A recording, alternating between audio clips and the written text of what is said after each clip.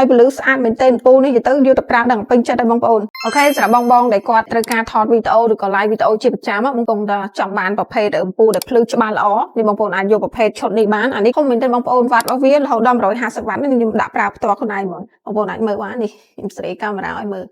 នេះអានេះជើងរបស់វាកម្ពស់រហូតដល់2.10 ម៉ែត្រហើយបងប្អូនសេរីបានបងប្អូនចង់ដាក់ទៀបខ្ពស់អីគឺ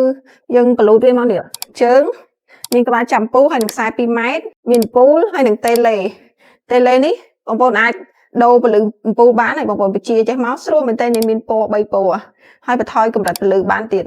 ទីហើយយើងចង់ដាក់ស្រាជាងមុនអីចឹងនេះបងប្អូនចុចចឹងមកយើងបញ្ជានៅតេឡេហ្នឹងហ្មងបងប្អូនឃើញជាក់ស្ដែងហើយពលឺស្អាតមែនតើពូលនេះទៅយកទៅប្រើដល់ពេញចិត្តហើយបងប្អូនសេរីមកឈុតនេះមកវាថាអ្នករ៉ូស៊ីអនឡាញវិញមកអែហ្មងតែប៉ុណ្ណេះហ្នឹងគឺ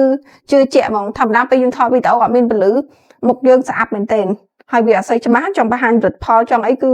អត់សូវស្អាតទេចឹងបងប្អូនសេរីពូមកឈុតមកថតវីដេអូអែហ្មងបងសំខាន់យកទៅអានេះរបស់យើងយកទៅប្រើប្រាស់រ៉ូស៊ីបងប្អូនចឹងបងប្អូនត្រូវការប្រភេទឈុតហ្វូបងប្អូនអាចឆានមក SC តិចបានអានេះគឺធំភ្លឺច្បាស់មែនតើធានាជូនយកទៅដល់ពេញចិត្តយកទៅប្រើការបានហ្មងមិនយកទៅភ្លឺលុំអីដាក់ទៅអត់សូវច្បាស់អីនេះបងប្អូនអ្នកដែលចង់បានអាភ្លឺខ្លាំងចាំយកបងប្អូននេះ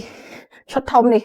មានជើងមានពូលមានក្បាលចាំពូលហើយនឹងតេឡេជើងសម្រាប់បងប្អូនត្រូវការបងប្អូនអាចឆានមក SC តិចបានបង